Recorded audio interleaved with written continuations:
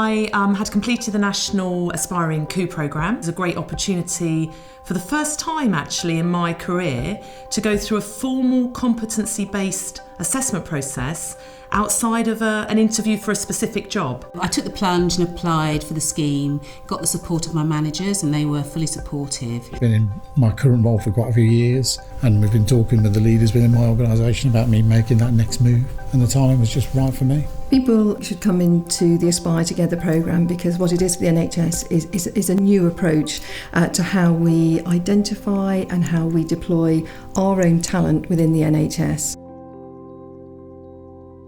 The other really important thing is that we need to look for talent everywhere, not just in the usual places. We've got a need that we have in the NHS to deliver high quality services that are cost effective. This programme, if we really apply it properly, forces us all to look in the places we don't normally look at. And that's where it encourages people who are different from, traditional expectations of leaders to step up.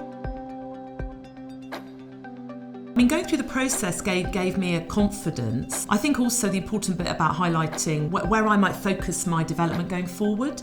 So I do routinely access coaching and mentoring. So the areas that are identified from the process, I can take into that to give that some particular attention. I think the other piece the process focused on, which is really important, is values and behaviour. You have to have support of your managers, which I got.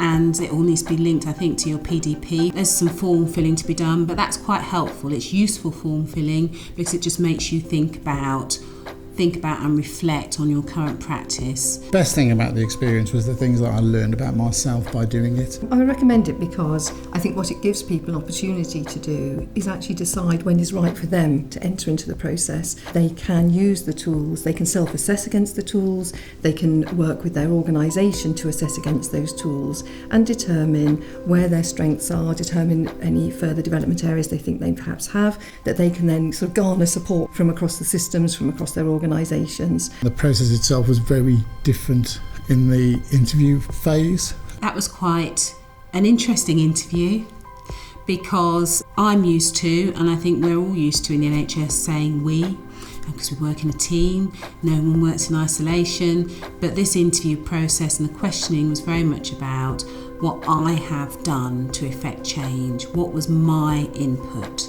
So that was quite hard but useful. I'm delighted to be part of the pool. I think it gives me a visibility to the wider system.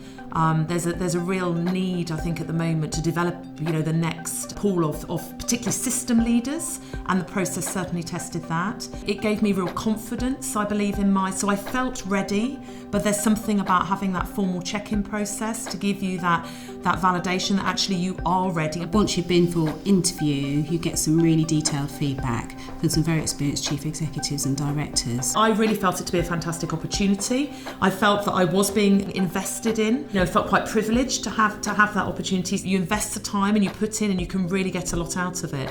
And certainly then in terms of that visibility, being in that pool, being recognised as somebody who's been through that assessment, both against the competencies, your values and behaviours, I really just do think it's an excellent opportunity that I'd highly recommend people take advantage of.